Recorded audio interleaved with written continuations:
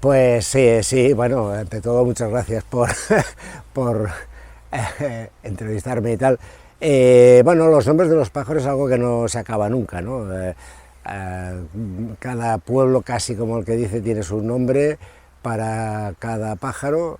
Entonces, bueno, es un tema inagotable que toca lo más casi ancestral de nuestra cultura y de la cultura de todas partes. En todas partes los pájaros se notan, se oyen, hay algunos que son muy vistosos y bueno, pues la gente desde tiempo inmemorial se les ha puesto nombre, se han hecho leyendas, refranes a partir de ellos y entonces eso es lo que he intentado recoger un poco, porque es un tema inacabable, o sea, se podrían hacer enciclopedias al respecto. Entonces yo me he ceñido a unos cuantos y a una zona que es el Alto Aragón. El Alto Aragón, donde estás, donde el domingo se va a ver unos cuantos, ¿no? Que eso también es importante, verlos sobre el terreno para que la gente aprenda a amarlos, a conocerlos. Sí. Ahora soy un agateador por ahí, no sé si... Sí, bueno, los pájaros, a ver, están por ahí, hay que saber buscarlos y también, bueno, desde Espacio Pirineos me propusieron, a raíz de presentar el libro ahí el sábado y tal, me dijeron, ostras, pues podríamos hacer algo más, igual una salida y tal. Digo, bueno, pues venga, vamos a hacer una salida y eso, el domingo por la mañana, pues haremos una salida por aquí en torno a por este paisaje tan fantástico que tenemos, en torno a los dos ríos que se juntan aquí, ¿no? El Isávena, empezaremos un poquito por el Isávena, luego recorreremos un trocico del Lésera, todo el paseo este, que bueno, ahora es buena época porque hay aves, pajarillos que van migrando y bueno, a ver qué se ve, porque los pájaros, la gracia es eso, la gracia y la desgracia es que están ahí, se mueven, igual tienes mucha suerte y ves alguno, siempre se ve y se oye alguno y hay que saber mirarlos. Y escucharlos. Y escucharlos, por supuesto. Todo eso también, bueno, hay muchos nombres de aves que vienen de los cantos, ¿no? Que tienen, no sé qué es la puput, que es la bubilla, ¿no? Que se llama por aquí, pues es por el canto, el reclamo este que hace pup, pup, pup, y muchos de ellos, pues sea por el color, sea por la forma, sea por los cantos. Sí, cuéntanos algunos de ellos, por ejemplo esa cardelina que está en el título, que aquí nos recuerda a nuestras músicas y bailes tradicionales. Pues, hombre, sí, el dance de la cardelina, ¿no? Que se hace tanto aquí en Graus como en Torres y en otros sitios, en Benabarre también. Bueno, la cardelina se llama así por su costumbre de comer básicamente cardos, ¿no? Entonces, bueno, está muy adaptada a comer las semillas de los cardos, ¿no? Y ese es su nombre. Lo que pasa es que tiene otros nombres. Claro, en español el nombre oficial sería jilguero, que no viene de su alimentación, sino que viene de su colorido, ¿no? Porque antiguamente jilguero deriva de sirguero, y una sirga es una tela colorida de seda y tal, ¿no? Entonces eso ya hunde sus raíces en el latín, ¿no? Como todos los de las denominaciones, todo viene del latín, con todas las influencias que ha habido de otras lenguas, pues el árabe, por ejemplo, y incluso hay cosas germánicas, o sea, anglo-germánicas, que también, pues, todo está muy mezclado. Entonces, ¿El otro pájaro que da nombre al título? el esparvero. El esparvero. ¿De dónde viene el esparvero? Esparvero, bueno, habría que habría que comprar el libro para... Por eso nos quedamos con los de la... No hagamos spoiler, no, bromas aparte. El esparvero tiene también mucha miga, ¿no? Porque el esparvero viene, o sea, son muchas aves, puede ser el milano, puede ser también el gavilán. Si se dice grande o pequeño, pues ahí esparvero pequeño podría ser un alcotán, o podría ser también el que se llama el cernícalo. El esparvero viene de una raíz seguramente anterior del árabe, por lo que he ido pudiendo averiguar, que sería la misma raíz de esparcir, ¿no? Esparvero, esparcir, ¿por qué? Porque estas aves, pues claro, cuando atacan a algún bando de pájaros, pues los dispersan, ¿no? Entonces, esparver también, tanto en catalán como en francés, épervier, como incluso en español también esparver, o esparvel, se refiere a un ave de estas, que generalmente puede ser el gavilán, pero a veces también es el milano, depende del sitio. Y también en una red de pesca que se esparce, que se llama así, esparvel. Entonces, bueno, no acabaríamos de buscar raíces y significados. Bueno, y esto que te ha llamado a ti la atención, de buscarlos, ¿no? De dónde vienen estos nombres, porque a veces obedecen a comportamientos, otras a cantos, otras a morfología, ¿no? Que hay distintas procedencias de estos nombres, apasionante. No es el primero que lo ha hecho, de hecho Félix de Azara, cuyo galardón se otorgó a este libro en concreto en 2024, también lo hizo, ¿no? Me contabas además eso, que él ya buscó origen... Sí, bueno, él, claro, Félix de Azara cuando estuvo en lo que ahora es Argentina, Paraguay, que entonces era el virreinato del Río de la Plata, porque fue a finales del siglo XVIII, y él fue allí a trazar los límites bueno, a fijar los límites que había, pues conflicto entre las posesiones españolas y portuguesas, ¿no? Aquello, bueno, en fin, por motivos diversos, aquellos que no entraremos, porque es otra historia, da para otro libro, pues se fue retrasando y él, pues, bueno, quedó asombrado ante la diversidad de aves que había allí. Entonces empezó a describirlas y casi, pues bueno, se convirtió, siendo ingeniero militar y cartógrafo, pues pasó a ser ornitólogo porque no podía hacer. Sí que levantó algunos mapas que son válidos incluso casi hoy en día, pero se dedicó sobre todo a describir la fauna de allí, en concreto las aves, ¿no? Entonces, claro, él ponía nombres, le preguntaba por allí cómo se llama esto, bueno, había algunos nombres pues guaraníes o de los que los españoles de allí le ponían, y las aves que se parecían a las que él conocía de aquí, porque él es de Barbuñales, o sea, del Somontano, casi tocando la olla de Huesca, era, pues empezó a poner nombres, ostras, esta se parece a la que, demostrando así que un conocimiento de las aves que tenía de aquí, ¿no? Entonces él describió como unas 450 especies de aves, que se dice pronto, porque eso es pues casi una tercera parte de las conocidas en aquella época. Ahora se conocen muchas más, hay unas 11.000 especies, pero en aquella época se conocían unas 1.500 más o menos, y él describió 450 especies de aves. Entonces, bueno, a las que eran más parecidas de aquí les ponía los nombres que él conocía. Y así... Eso ha dado pie a curiosidades, ¿no? Que decías que algunas aves de Allende los mares se llamen como las de aquí, viene de... Exacto, viene de que él le puso, por ejemplo, hay un autillo que en algunos sitios aquí se le llama chut o chuta, pero en zonas como la suya, del Somontano, así, en otras zonas de Huesca se llama chóliba.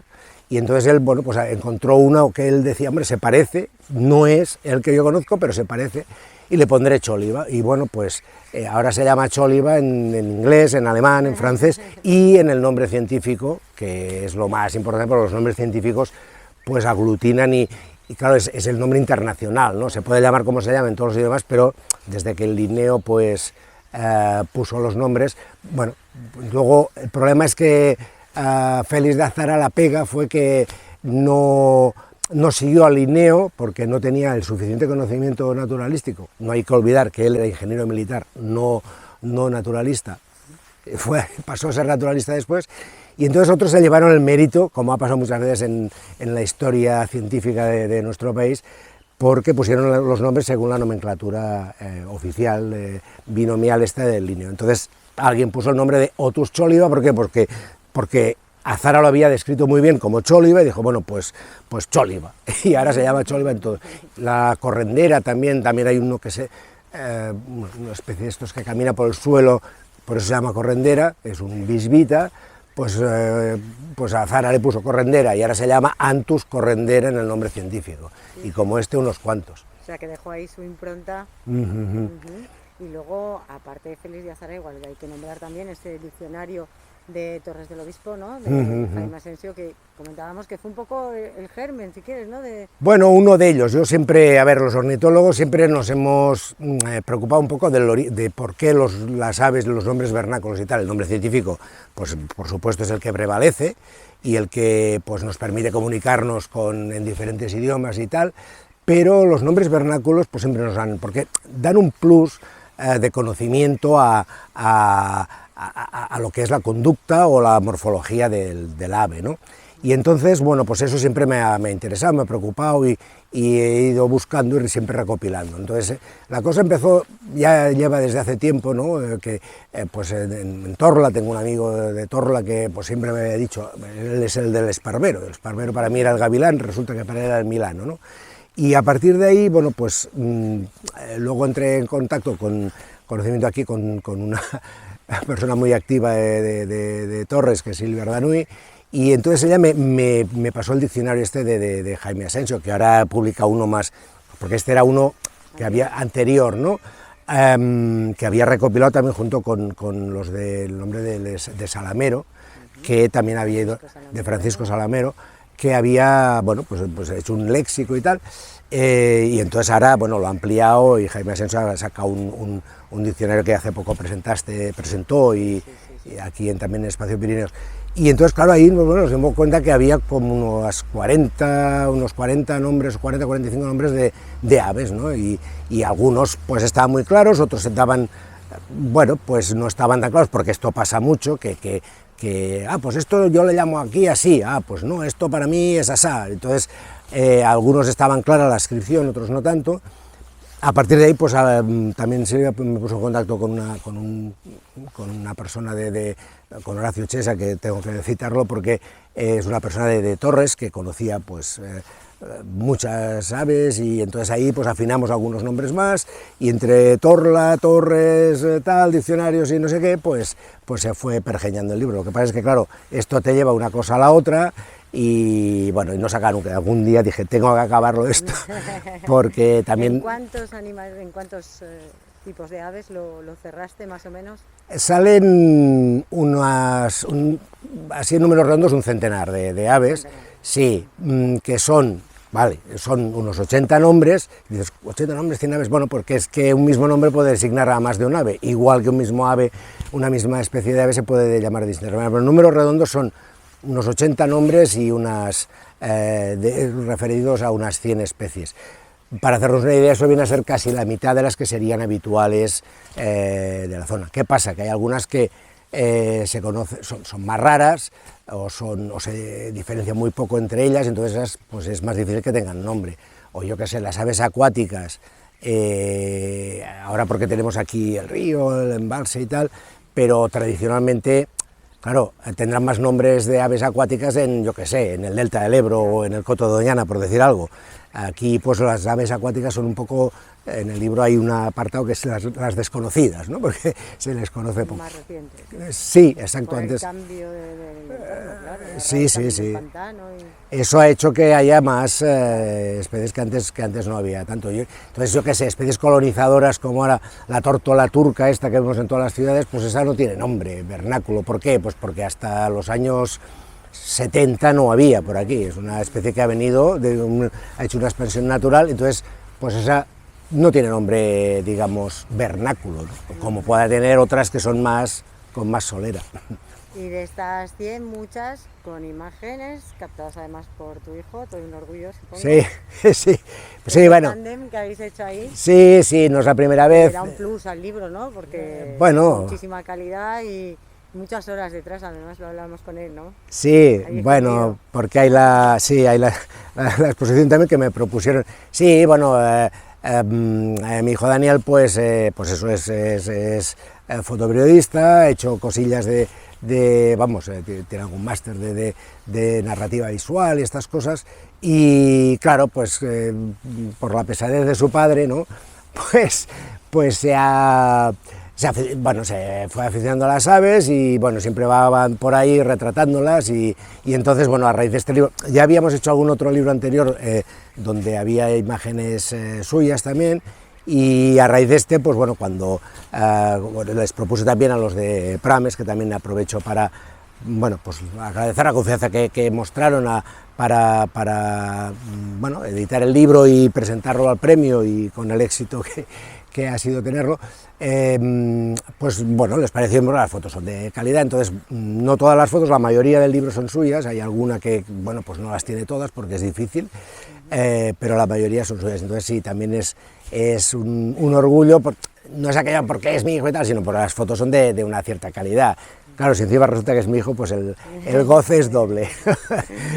Bueno, pues muy recomendable el libro, la exposición y esa salida que cerrará un fin de semana, ¿no? Muy...